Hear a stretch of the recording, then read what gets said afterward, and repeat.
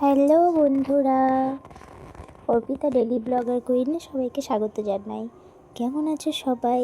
তো সবাইকে জানাই প্রথমেই শুভ দীপাবলি। আমরা দেখো সন্ধ্যা হয়ে গেছে, তো সেরকম কোনো শরীরটা ভালো ছিল না, যার কারণে অন্যান্য বছর কি হয় অনেক তাড়াতাড়ি মাটির প্রদীপ বানাই। তো এখনকার দিনে তো দেখছি ভীষণ ভীষণ সুন্দর সুন্দর প্রদীপ, যেগুলো অনলাইনে পাওয়া যায়, দোকানেও পাওয়া যায়। কিন্তু আগের দিনে কিন্তু সবাই পারলে 100টা থেকে 150টাও প্রদীপ যা বানাতো সব মাটি দিয়েই।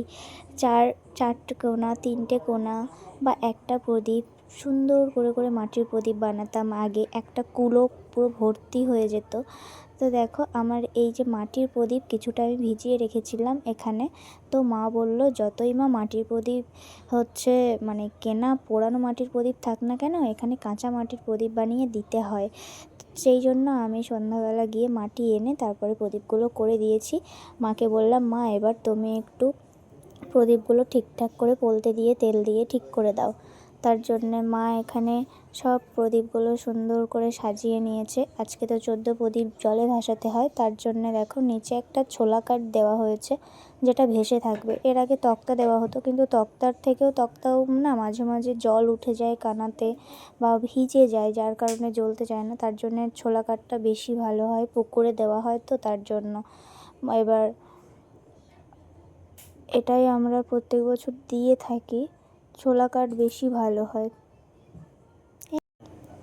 তো দেখো এখানে সবকটা প্রদীপের ওপরে পলতে দেওয়া হয়ে গেছে তুলোর।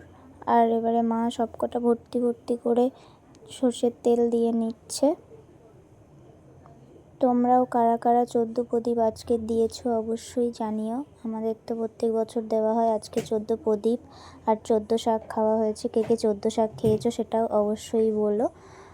কালকে তো মোমবাতি দেওয়া হবে, কালকে পূজা আছে, আর আজকে এই প্রদীপগুলোই দেওয়া হবে। অনেকে বললে যে শুধু 14টা প্রদীপই নাকি জ্বালাতে হয়, কিন্তু আমরা 14টা প্রদীপ জলে ভাসাই, তাছাড়া আর সবগুলো দরজার সামনে, তুলসী তলায়, মেন গেটে সব জায়গায় দিই।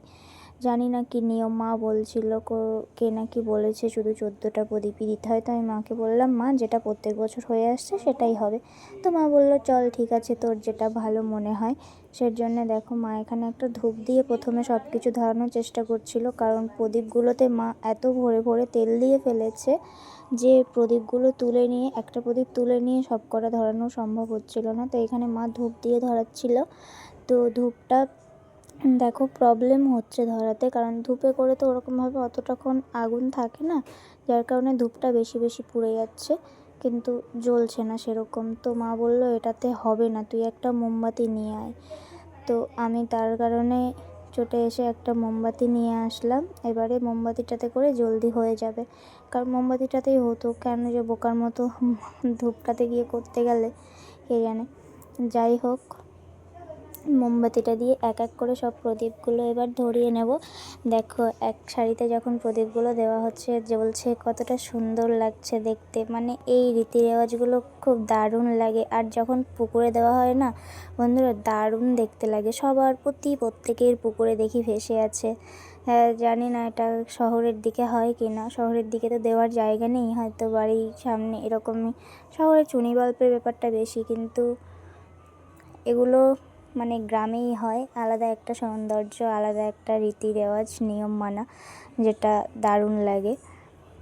তো আমি এখানে কথা বলতে বলতে দেখো মোমবাতির সাথে সাথে মা বলল যে পুকুরে যখন আমাদের এটা ভাসানো হয়, এটা 14টা প্রদীপ, আমাদের 14 পুরুষের যে থাকে, সবাই যারা, তাদের উদ্দেশ্যে একটা করে প্রদীপ জ্বালানো হয়, যেটা গল্প কথাতে বলে, সেটাই শোনা লোকমুখে। আমি সঠিকটা বলতে পারবো না। তো তার কারণে সেখানে গিয়ে যখন প্রদীপগুলো ভাসানো হয়, আমার ভাই বা বাবা ভাসায়, বাড়ির ছেলেরা দিতে হয়। তার কারণে বাবা দেখো প্রদীপগুলো হাতে তুলে নিয়েছে আর ধূপটা ওখানে দিয়ে দেওয়া হয়েছে। এবারে চলে যাচ্ছি পুকুর ঘাটে, আর সেখানে গিয়ে শাঁখ, ঝাঁঝ, উলুধ্বনি সব কিছুই দিতে হয়, কারণ এটা ওদের উদ্দেশ্যে একটা শাঁখ ঝাঁঝ বাজিয়ে দিয়ে তাদের এতে উৎসর্গ করে প্রণাম করতে হয়। তার জন্য দেখো বাবা চলে এসছে। আর পুকুরের মধ্যে একটা কে জানি কোথা থেকে বড় কাঠ ভেসে চলে এসছে। এটা পুকুরের অন্য কোনায় ছিল, সেটা হয়তো ভাসতে ভাসতে ঘাটের দিকে চলে এসছে। তো এবার বাবা এটা ভাসিয়ে দেবে।